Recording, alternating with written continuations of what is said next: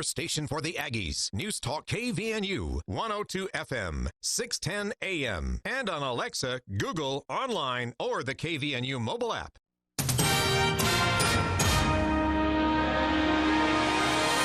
KVNU News Time is 5:03. I'm Bill Walter with this news update brought to you by Bell Medical. Parents and teachers were outraged this morning when a school district decided to proceed with a normal school day despite heavy snow that made traveling treacherous.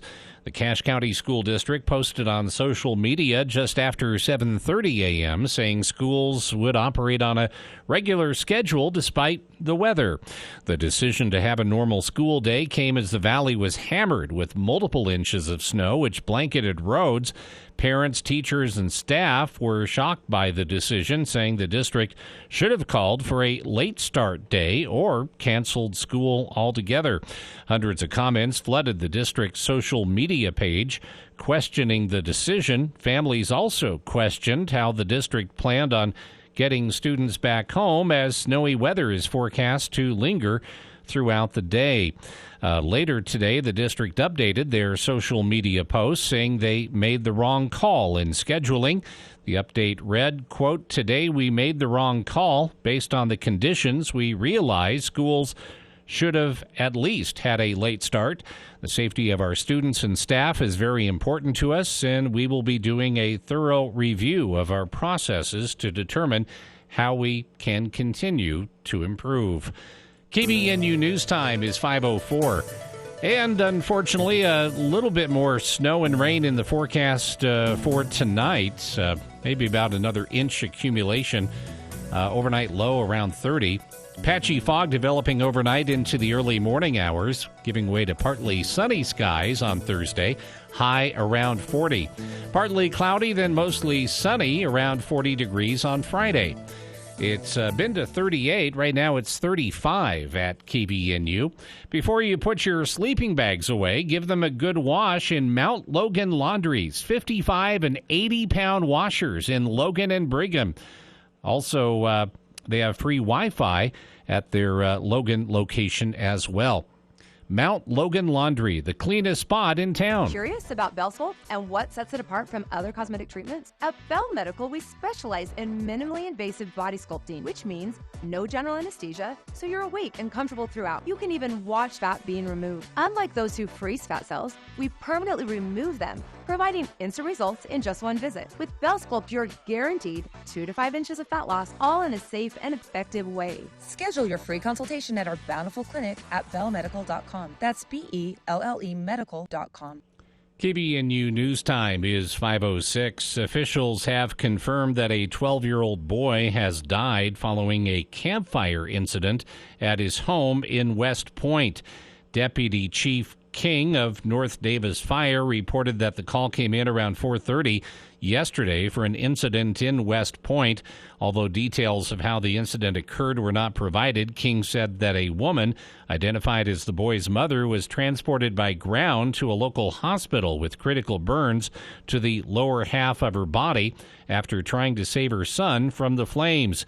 The 12-year-old boy was airlifted to Primary Children's Hospital with critical burns covering over 50% of his body. Officials announced that the boy passed away Tuesday morning.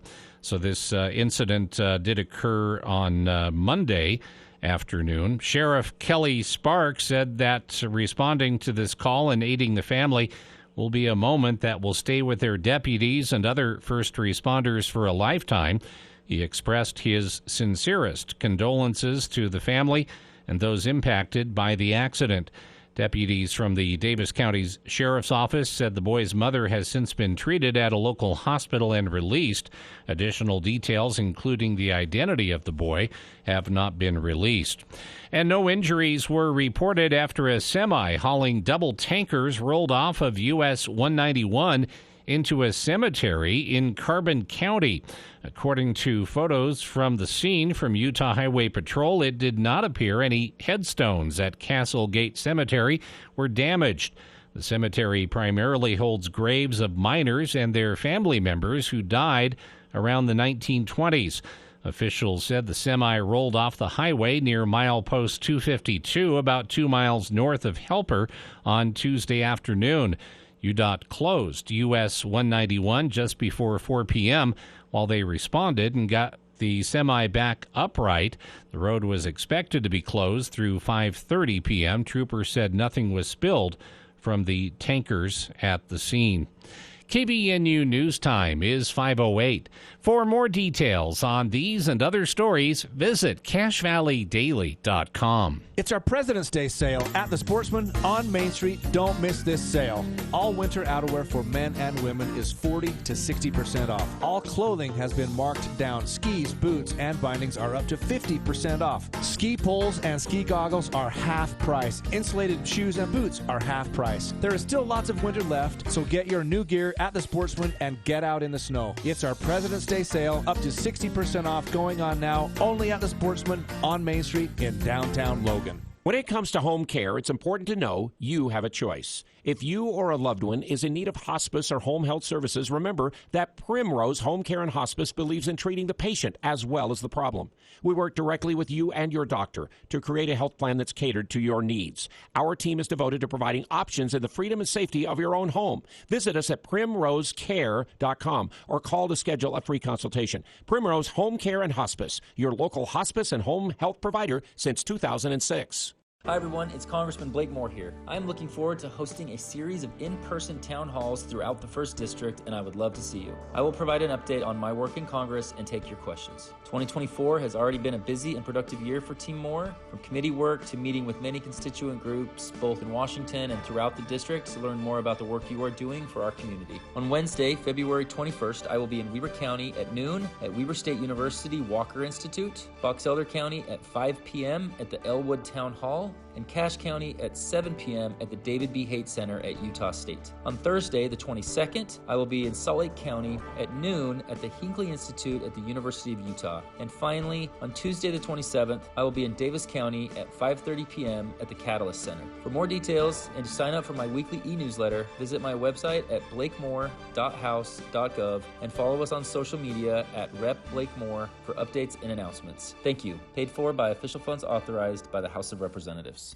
It's winter, and the last thing you're thinking about is yard work. But did you know now is actually the best time to trim your trees? Hey, it's Chelsea with Whole Tree Care, and I'm not suggesting you get out there and do it. Call us. Our guys climb trees year-round. And now that leaves are gone, visibility is perfect for trimming. Plus, your trees are dormant, so it's less stressful on your trees. Call 760-6587. If you have any overgrown trees, call before heavy snow causes damage. Whole Tree Care. That's HULL Tree Care. 760-6587. Bear Lake's annual ski touring competition is Saturday, February 24th, just north of Heritage Park in Garden City. If you're not familiar with this event, just Google ski touring Bear Lake. It's a thrilling spectacle where skiers or snowboarders are pulled by powerful horses through an obstacle course. Riders compete for cash and prizes. You can participate as a contestant or come watch as a spectator. Go to skijouringthebear.com for all the info. Music, food trucks, and fun. Ski Touring, Saturday, February 24th, starting at 10 a.m. in beautiful Bear Lake. The Cache Valley Media Group Home and Garden Show presented by Anderson Seed and Garden is March 22nd and 23rd. As a business owner, you can visit with, invite, and explain to thousands of potential customers how your business can help. How else are you going to come in contact with several thousand people in only 2 days? The Cache Valley Media Group Home and Garden Show at the Eccles Ice and Events Center. Google Cache Valley Home and Garden Show or call 752-1390 for details.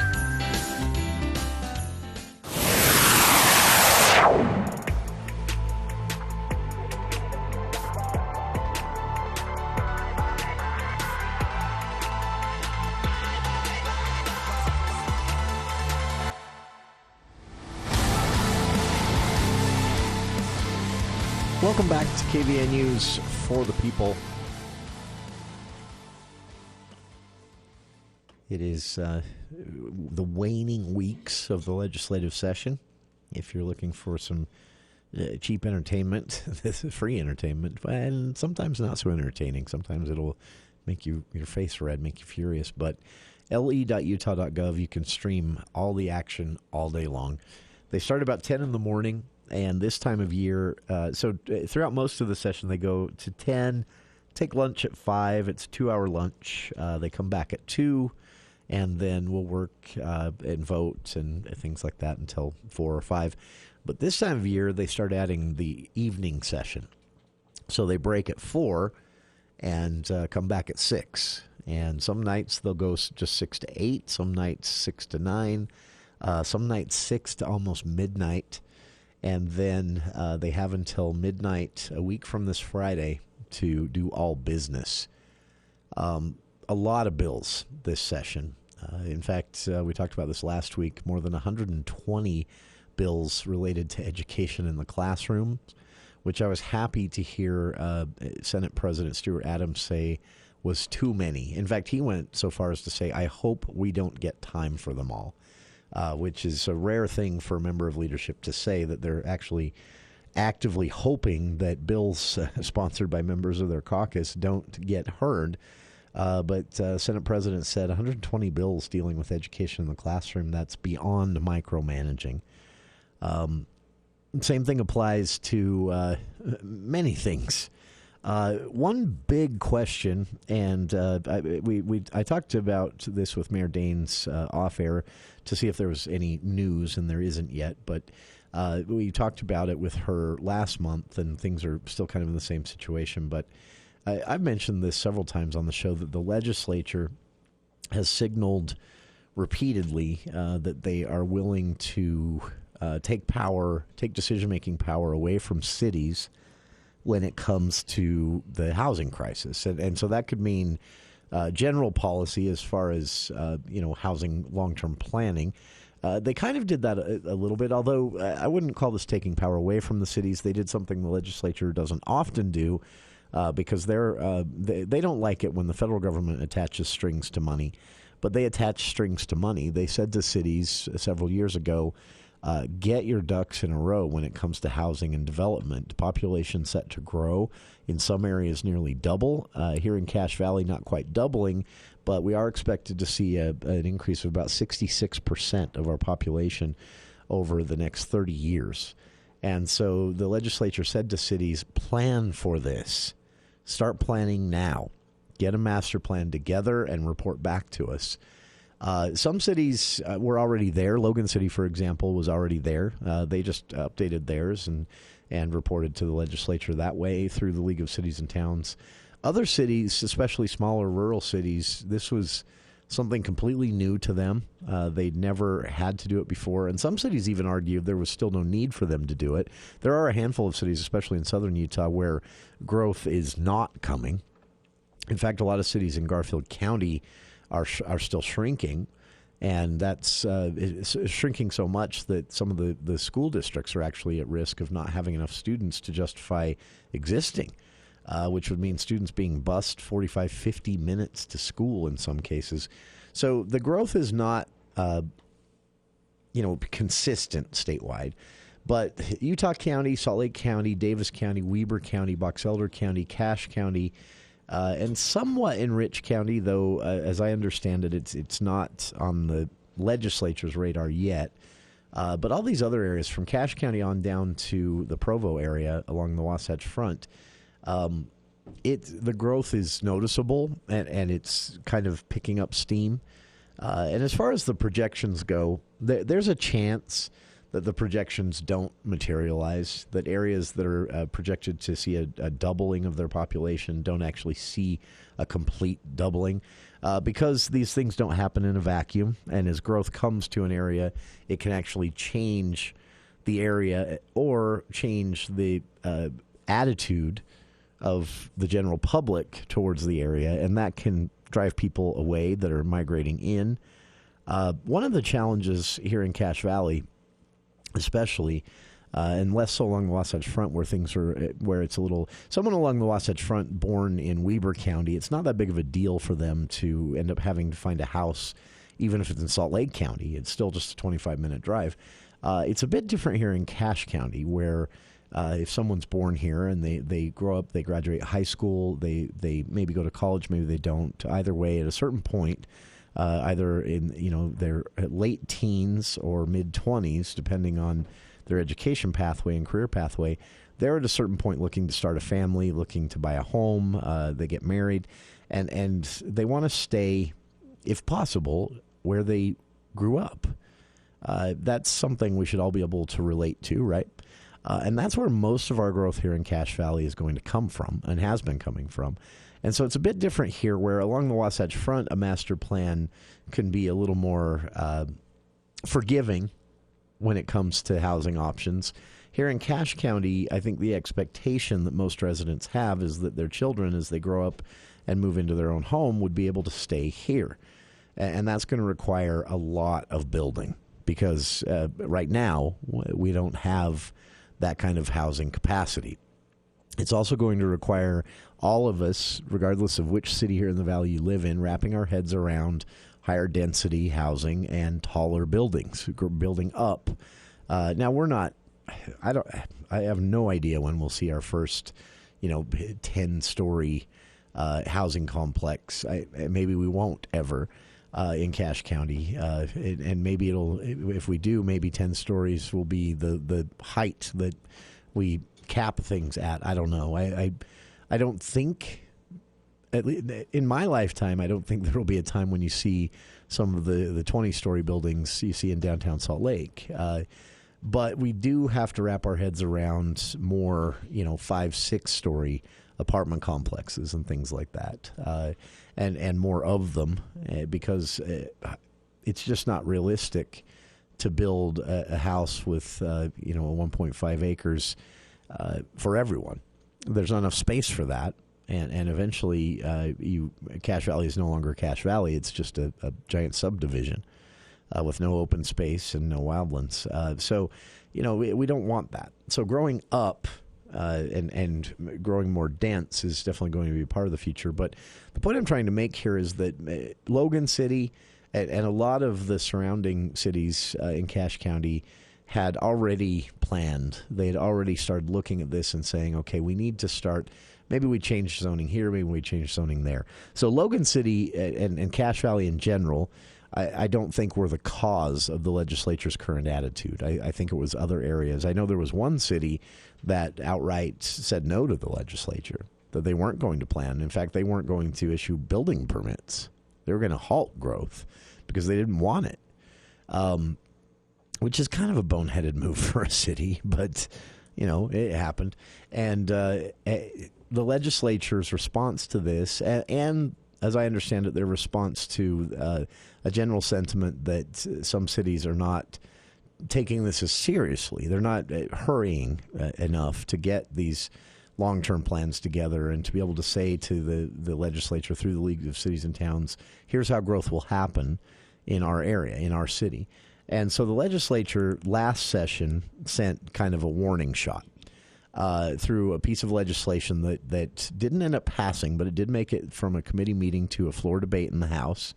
And the legislation basically said if your city doesn't meet certain planning metrics, if your city doesn't have a 5-10 year master plan, if your city can't say through the League of Cities and Towns that represents them and reports to the legislature directly to influence legislation, if they can't say here's how growth will happen here, or here's what kind of new construction we're going to be seeing mostly over the next year or 5 years, if a city can't answer those simple questions that the legislature, I think correctly assumes a city should be able to answer, the legislature said, well, we'll do the planning for you then. And they through this, again, figurative warning shot fired across the city's bows, said we will pass law. And they showed that there was an appetite in the Republican majority to do this by this bill making it through a committee hearing to the House floor debate. They were saying to cities, we are willing to go there. Maybe we don't want to, and maybe it wouldn't be the best way to plan for a growing population and new housing. But if you won't do it, the legislature will for you, which means the legislature would be crafting zoning laws for the state and trying their best to make that work in every city, which would be an absolute fiasco. But they will do it.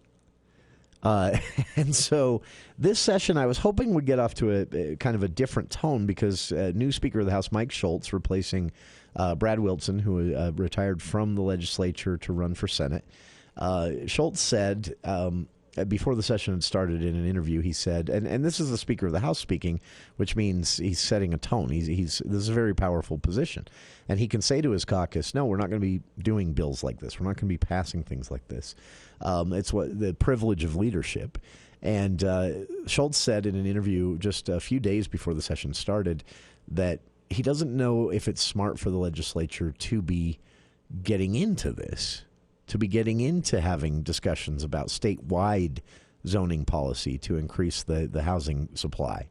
He doesn't know that it's smart for the legislature to say for cities, if you won't do the planning, we will. He didn't talk about what the alternatives might be, but he said, I'm not sure that we should start going there yet. So I was hoping that would set a tone for the session. It didn't. Those are apparently just the speaker's opinions. The legislature has said, again, in this session, repeatedly, that if cities don't get on it, they will. We need to be building more housing. And if that requires the legislature to step in and change zoning ordinance via statute, and to do that, it would apply to every city in the state, the legislature has said, we will. We will do it. No bills have passed, but it is, as we near the end of the session, it is something that is coming up more and more.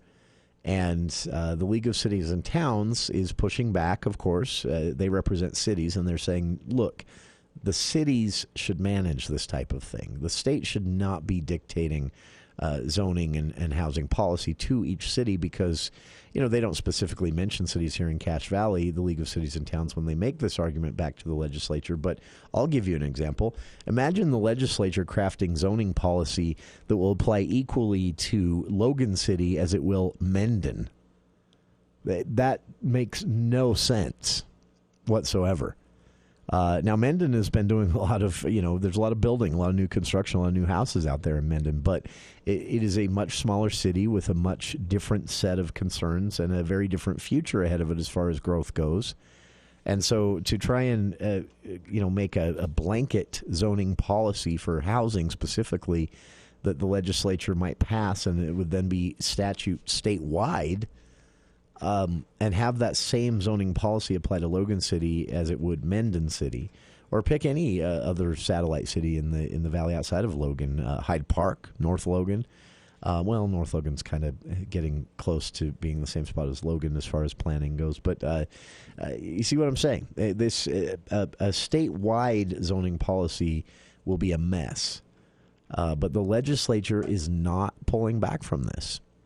They haven't backed down, and despite the arguments made by the League of Cities and Towns representing cities, basically saying to them, let the cities make this decision. We have time, and they're showing in good faith that they are planning. The legislature is responding, we're not convinced. Not every city seems to be taking this seriously, and it is a crisis. What do you think? Should the legislature step in? And if they do step in, how? Could they write zoning law for the state and have it meet the needs of every city? Could they? I don't think they can.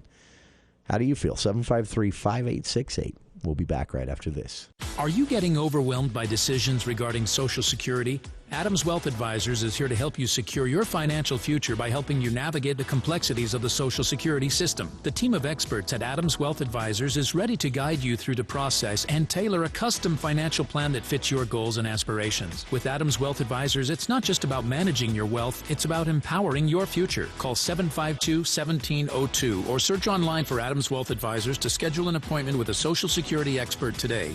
The Best of Northern Utah contest is back, presented by the Cater Shop Menswear Store. We're asking each of you to think about those special places that make our town unique and nominate them now at bestofnorthernutah.com. Is there a quaint cafe where you love to start your day, or a local shop that always goes the extra mile? Nominate them now. Maybe your medical professional went above and beyond, or a mechanic saved your bacon. Nominate all of them now at bestofnorthernutah.com. Best of Northern Utah.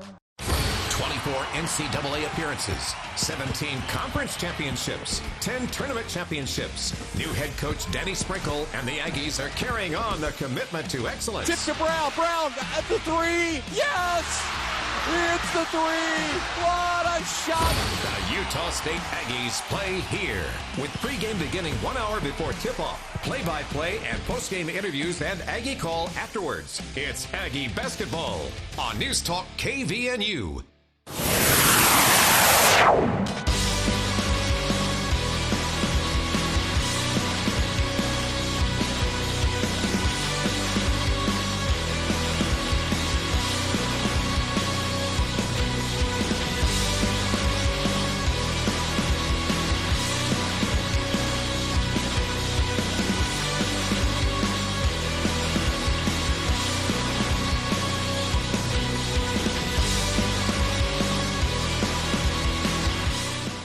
Welcome back to KVNU's For the People. The Swans are back. If you haven't had a chance to see these... Yay! Welcome back, Swans. You came home too early. Yeah, a bit. I didn't know that they start to arrive this early. I knew spring, and I know you can get out and see them when the roads are decent enough at the Wild Bird Refuge, the Bear River Migratory Bird Refuge. And they're amazing to see, but apparently they've been spotted already. Rod Bohm has a full article on this, by the way. They migrate through Utah onto other places as they head north as weather warms, and they stop in a couple of different spots in Box Elder County. One is a bit easier to see them at, and that's the Dolores Eccles Wildlife Education Center, but they're different than the Wild Bird Refuge. There is no road. They actually closed that to vehicle traffic through the migratory bird season, so March to September. But the Education Center is open Tuesday through Saturday, 11 to 3, and they have some spotting sites there and some scopes and binoculars as well. If you've never seen one of these birds take off and land, it's they look like they shouldn't be able to do it. Yeah. These are not your regular swans. These are huge, huge birds. But very cool to see. But again, apparently they've already been spotted here. And the other place, of course, is driving the Bear River Migratory Bird Refuge. You go through a spot. These birds are very smart, and they've been through the migration pattern through here, their entire lives, and they pass their knowledge down onto the youngins. And so they know the places in the Migratory Bird Refuge where they can kind of hole up for their short stay here in Utah in the spring. And so it can be difficult to see them especially as things start to green up and grow, because they're really good at finding those hidden spots. But, man, if you get out there and see them, it is really, really impressive. Rod, though, in his article at CashValleyDaily.com, he has some other local secrets, apparently, that a spot called Compton's Knoll, which is at the Salt Creek Wildlife Management Area, about 12 miles northwest of Corinne. And apparently this is a good spot to get out and see them this time of year as well. And that's one I'd never noticed. But I'm by no means a bird watcher. I wouldn't describe myself that way. But, the spring and the Migratory Bird Refuge is just a really, really awe-inspiring experience. And a couple of years ago, I accidentally ran across, while driving that route through the bird refuge that they have there for you, ran across about 20 of these swans just sitting there bobbing, and got to see a few of them take off. And, really cool thing, and also a short-lived attraction here in Utah. They come and go pretty quickly. They're here for a couple of months, and then they move on as weather warms north, and I'm not sure where they stop and turn around. But I know... Yeah, you can't imagine they'd go into northern Canada. I don't know. I don't know. Run into those maybe Canadian geese and a little turf war. Yeah. But yeah, get out and see them. Some beautiful pictures from Rod, by the way, in the article. Swan migration. Rod always does Utah. He always does a great job for us on his feature stories, many of which have to do with the great outdoors. Yeah, he's a nature fan and a great photographer. So check them out. And again, they should be here. Well, some have been spotted, but they should be here en masse in just a couple of weeks, and they hang out for a few months. And if you've never had the chance to see them, it is a cool thing to see. The story at CashValleyDaily.com. I've also linked to it on our Facebook page. Now a look at the news with KVNU's Bill Walter.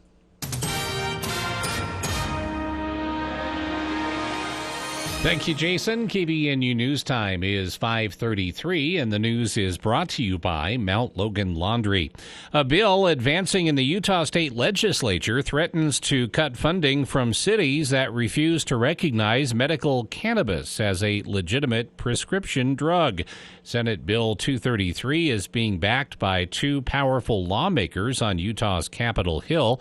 Senate Minority Leader Luz Escamilla, Democrat from Salt Lake City, and Senate Majority Leader Evan Vickers, Republican from Cedar City.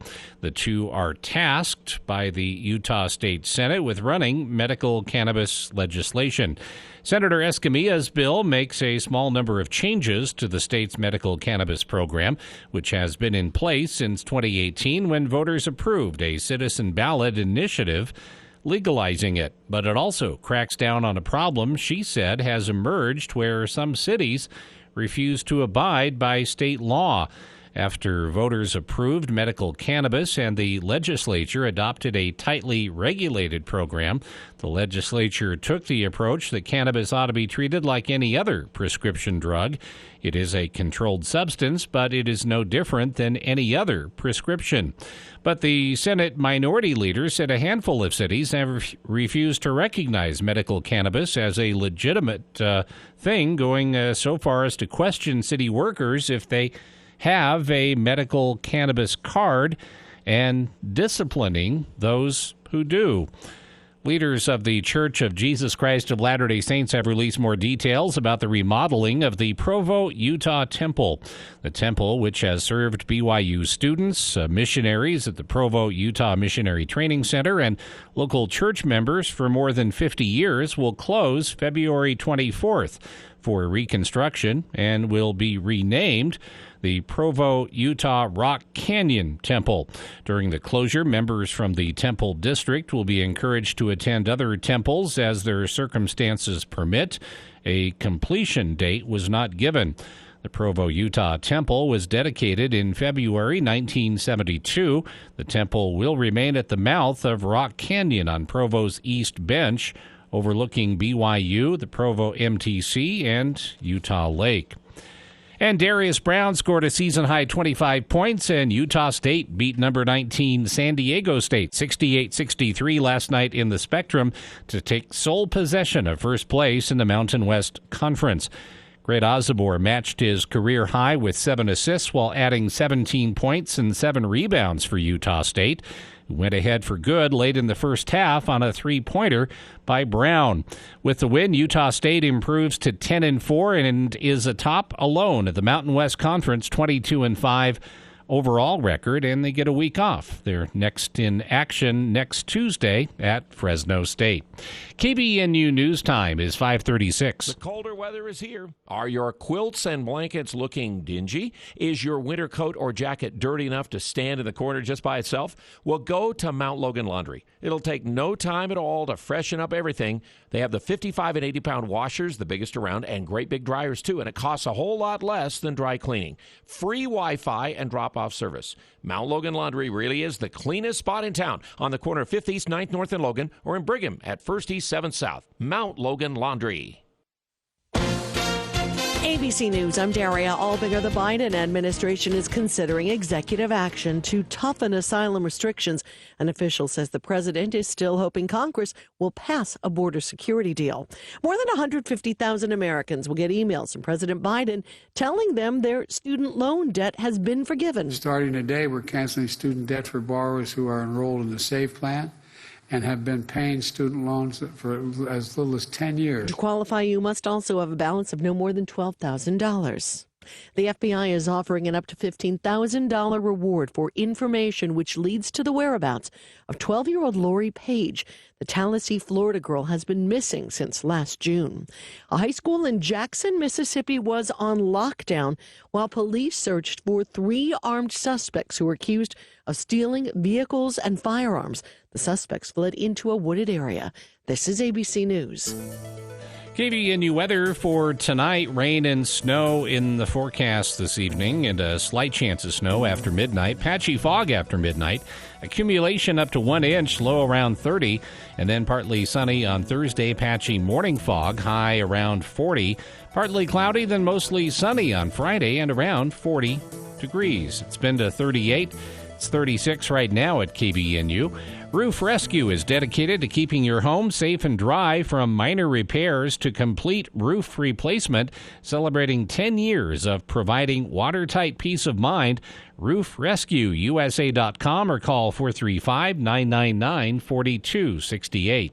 You can always get more news at CashValleyDaily.com. Snow, rain, or sunshine, the Utah weather is unpredictable. This is Mark, an injury attorney with the Advocates. No matter what the weather is in Utah, we all need to be aware while driving or even walking into your favorite store. If you've been injured in a car, trucking, or slip and fall accident and haven't spoken to an injury attorney yet, call the Advocates today. There is no cost to you to find out if you have a case. Chat online at UtahAdvocates.com or call 801-355-5550. You deserve an advocate. Cache Valley Chamber of Commerce invites you to attend the annual Awards Gala on Friday, March 8th at the Riverwoods Conference Center. Enjoy a wonderful evening of fine dining and recognition of Cache Valley's outstanding businesses and individuals, including Citizen of the Year, Legacy Business of the Year, New Event of the Year, Project of the Year, Woman of the Year, and more. Don't miss the Cache Chamber Awards Gala Friday, March 8th at the Riverwoods Conference Center. Reserve your seat at cashchamber.com or call 435-752-2161. Get your furnace fixed. Call Gary Riggs. Get your furnace fixed. Call Gary Riggs. If you're having heating trouble and you need your furnace fixed, just pick up the phone and call Gary Riggs. 435-512-6633. We'll come to you. Our service fee is low, just $25. We repair all brands and have certified installers. Get your furnace fixed. Call Gary Riggs. Get your furnace fixed. Call Gary Riggs. Are you a dedicated caregiver, tirelessly looking after the needs of your aging loved one? Hi, I'm Haley, and I want to extend a heartfelt invitation from all of us here at Legacy House of Logan. Legacy House provides a safe and nurturing space for your loved one, giving you the peace of mind you need to focus on your own well-being. Consider taking the next step in the care of your loved one by scheduling a tour of our facility and meet our caregivers. We're Legacy House of Logan on 1400 North and online at legacylogan.com. The Above and Beyond Salute. Hello. Hey, Sergeant Bowen. Someone nominated you for our Above and Beyond Salute. They told us about how you've been with the Box Elder County Sheriff's Office for years. You were the youngest deputy ever promoted to be detective. And they said that you are one of the most fair-minded deputies and a good friend to everybody. So, to tell you thanks, we've got a $40 gift card for you to Firehouse Subs. Awesome. I appreciate that. The Above and Beyond Salute, sponsored by Firehouse Subs on News Talk KVNU.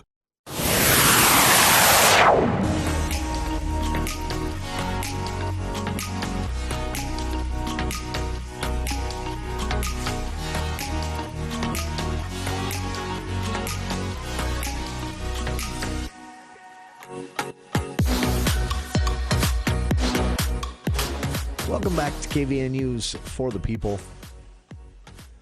I mentioned this briefly yesterday, and listeners had a lot of questions, so we'll revisit the topic. Although I don't have answers to the questions everyone has, and it will just we'll have to see how things play out from here. But so most people are aware of the investigation into the Cache County Clerk's office that was launched based on irregularities that they noticed during the November 21st municipal election, and the timeline of all this. So investigation began early December, and this was a coordinated investigation between the state election office, the lieutenant governor's office, and then kind of a independent but related and working together investigation that was playing out in the Cache County Attorney's Office as well. And on February 16th, and then, of course, we had the clerk and 2 assistants placed on administrative leave, so as to, just further ensure the impartiality of the investigation. And then a report was provided to the Cache County Council in a special work group session ahead of last week's regular council meeting. And that video is now on the county YouTube channel if you want to see it there. But scathing report. It was, just a report that detailed a very mismanaged clerk's office, and even some outright things that would fall into the category of perhaps negligence, and other things that could fall into the category of outright dereliction of duty during an election. Lieutenant Governor's report said that no fraud was documented. They believe, the election played out perfectly, but that was luck. Now, those were the words they used, but that's basically what they were saying, is that the fact that there were so many doors open to fraud because things weren't being handled correctly within the clerk's office, that it is just sheer luck there wasn't any. And this, the report, you can see this and read it yourself in the full story at CacheValleyDaily.com on the report from last week by Charlie Schill, where they detailed, failures of chain of command, or not chain of command, but chain of custody, they call it. Ballots that are, picked up here, it has to, there's a certain procedure for chain of custody. So there's a record of who handled them as they're brought to the election center for counting and tabulation. And there were failures on that front. The most noticeable, though, and apparently what got the attention of the state elections office, was what appeared to be a doctored certification form. There's a required test called a logic and accuracy test that the state requires of all election offices in every election, not just municipal. And this is a test of the tabulation equipment, and it's a test to ensure it's functioning properly and that ballots as they're scanned are being scanned and counted correctly. It is a mandatory test, and it appears that was not done by the Cache County clerk and staff, and that I can only speculate, and I won't, so I don't know why this happened, but it appears that they then submitted the certification paperwork saying they had conducted the test, which they hadn't, but they had doctored the date on that to make it so that it wouldn't raise any red flags. Well, the state elections office noticed the doctoring, and that raised the red flag. And then I guess there were some other things before that had them a bit concerned, and so they decided to launch the investigation. So, and then this week we got news that on February 16th, the Cache County clerk's office employee, one that had been placed on leave and then eventually dismissed entirely, will now be facing a felony charge. February 16th, Dustin Hansen was charged by the Cache County Attorney's Office and is scheduled for arraignment in district court on April 1st. The summary of the charges of this, his side of the 2-month, or his part in this 2-month long investigation and everything so far by the Lieutenant Governor's Office. Cache County Clerk and Auditor David Benson confirmed that Hansen had resigned his post effective February 13th, and he'd been on administrative leave in early December during the investigation. And in his role then with the Cache County Clerk's Office, Hansen is alleged to have falsified the results of this legally required logic and accuracy test of the vote tabulation equipment. That test is required prior to the election day, I would assume it's required prior to even early voting and ballot tabulation. And he is charged by the Cache County Attorney's Office with one count of willful neglect of duty and corrupt conduct by a poll worker, which is a third-degree felony. And Charlie Schill reports at CashValleyDaily.com that according to the charging documents, Hansen was responsible for delivering this document verifying the function that the logic and accuracy test had been completed on the county's ballot tabulating machines prior to the elections. And state officials explained that this test, which again ensures that the machines are working correctly, they believe it was not done, and that the document delivered to their office saying it had been done had been altered to reflect a different completion date. And in addition to finding evidence of that falsified document, the state investigation also revealed 31 separate issues with Cache County's handling of the 2023 municipal elections. The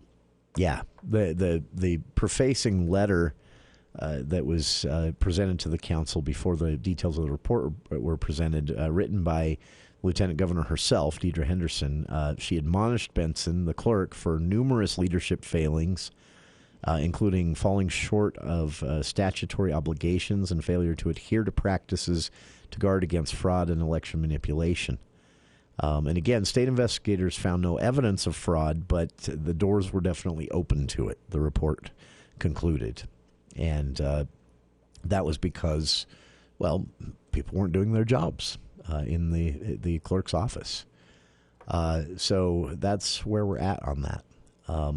And again, according to the documents filed in the charging documents filed by the Cache County Attorney's Office, Dustin Hansen has been charged again with one count of willful neglect of duty and corrupt conduct by a poll worker, which in Utah is a third-degree felony. So pretty serious stuff, and just a mess. If you look back on all of this, going back to the former clerk Jess Bradfield, who by the way ran near perfect elections, and got that new election center set up, and him being driven out of the job with what he said was a toxic environment created by some members of the county council. And then new clerk David Benson elected in a special election after the county, council anyway. And then here we are, just a complete mess on our hands. And what an embarrassing story for Cache County to be attached to. That's, of course, making statewide news because, well, it's pretty rare that a clerk's office employee is charged with a felony for negligence of duty and corrupt conduct. Full story on this at CashValleyDaily.com. Listeners have asked, what does this mean? What happens next? Will there be another special election for a new clerk? Where do we go from here? I don't know. But those are very legitimate questions at this point. We'll be back with more of For the People right after this.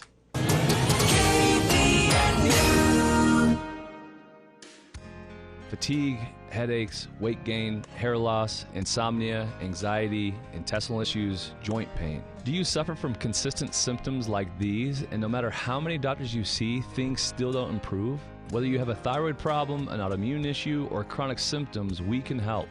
We do complex medical testing and blood work to find the mechanisms driving your symptoms. And then we create a plan to improve each one while we teach you the tools to stay on top of your health. We've been helping patients just like you for almost 14 years now. We see patients from all over the world, and we have an office here in St. George, Logan, Salt Lake, Farmington, and Springville. You aren't crazy, you aren't lazy. It's not just because you're getting older, and these symptoms are not normal.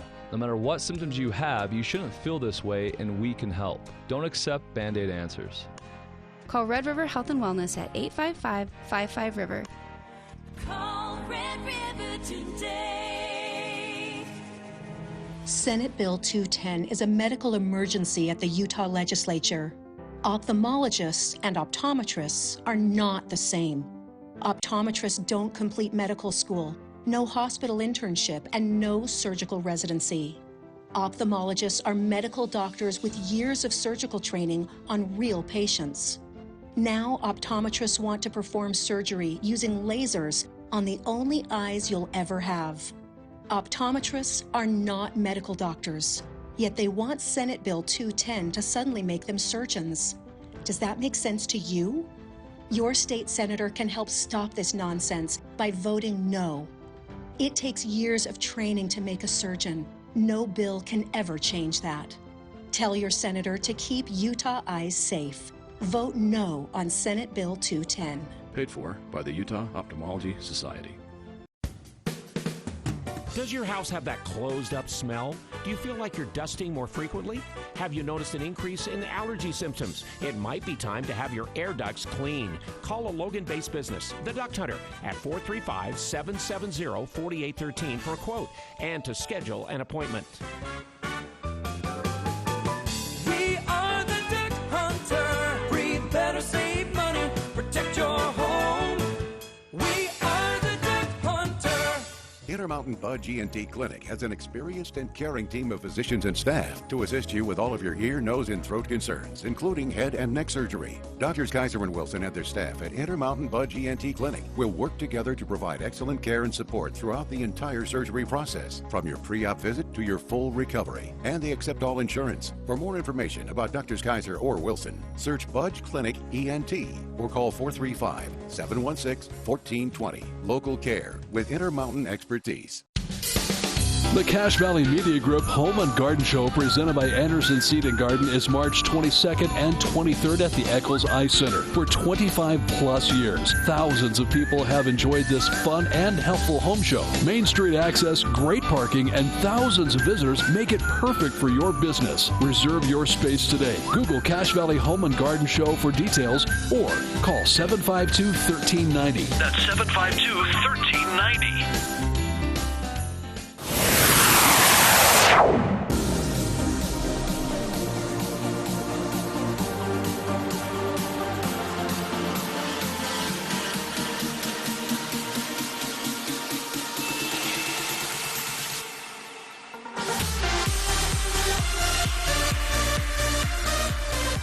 Welcome back to KVN News for the People. Sometimes I feel like the news is heavy some days, not particularly today, but I always try to wrap up on something more lighthearted or funny, even if I can find it. But some days that's tough. Yeah, it is difficult some days to actually find something that will give everybody a good laugh or make everybody feel good. But I did find a couple of examples, and well, I mean, maybe this isn't good news, but it's cool news that hopefully doesn't end poorly. But this was an amazing science story that I ran across today, and it is the discovery of the fastest growing black hole ever recorded. Now, our records of black holes, admittedly, are pretty limited. It's only been a few decades that we've even really understood them the way we do today, as well as we do today. And we haven't run across a lot of them. In fact, to be honest with you, we've never run across any. This is all just reading radio waves that bounce back off of things in the universe, and it paints a picture on some fancy equipment in some offices at research locations around the world, NASA, things like that. But this was a record-breaking black hole. But the reason this is cool news is how they did it. They used a telescope at the Australian National University. And it's a special kind of telescope that is, I don't know why, I just thought this was so cool. It's actually like 100-year-old telescope technology. There is nothing super high-tech or fancy about this at all. It is high-powered. I mean, it's much more powerful than the telescope you can get to sit on your patio and check out the stars or a planet when they're visible. But this was a really old-school telescope, and the university, it's called the Siding Spring Observatory in New South Wales, And they first found this. Nobody thought much of it because as they sent this discovery out for peer review for other scientists and other observers to look at it and say, yeah, that's definitely what you're seeing. Everyone was just kind of writing it off because one of the first things they would see is that this 75-year-old telescope technology was how they found it, and the more high-tech telescope sitting right next to it is not how they found it, and everyone said this has to be some kind of anomaly, plus black holes are never that big. But it turns out that this accidental discovery on a very old telescope, which, by the way, has a name, and this made me laugh too. It's called the European Southern Observatory's Very Large Telescope. That someone fitting description, yeah. So accurate, but someone wasn't feeling creative that day. Take this over to the Very Large Telescope. It sounds like a Monty Python skit, is what it sounds like. But it is literally called the a very descriptive title. That's right, and accurate. I mean, you can't say it's a bad title. It's just really, but yeah, it's called the European Southern Observatory's Very Large Telescope, and it's been called that for 75 years. Again, what made this unique was that it was discovered on. It's unique in its own way because black holes, black holes don't emit any light on their own, but the larger ones tend to form a light by bending light that is observable. And it's the first time that anyone has ever seen one that is this big and growing this fast. And it's the growth of the black hole that releases just enough heat that we can pick it up. And scientists say this looks like a magnetic storm because the temperatures are about 10,000 degrees Celsius. And it forms and appears much like lightning. And that's what made this old telescope the perfect way to find it. Because it didn't require special digital photo imaging that takes half a second more and would miss something like a flash of lightning, where someone was actually eyeballing through glass in the Very Large Telescope, as it was aptly named 75 years ago. They saw it. Just cool stuff. And what this means for science is, well, it means that we might be wrong about a few things when it comes to black holes. And we also might be a little more concerned about one near us than we were before, if they can get this big and grow this fast. Check it out. Full story with photos.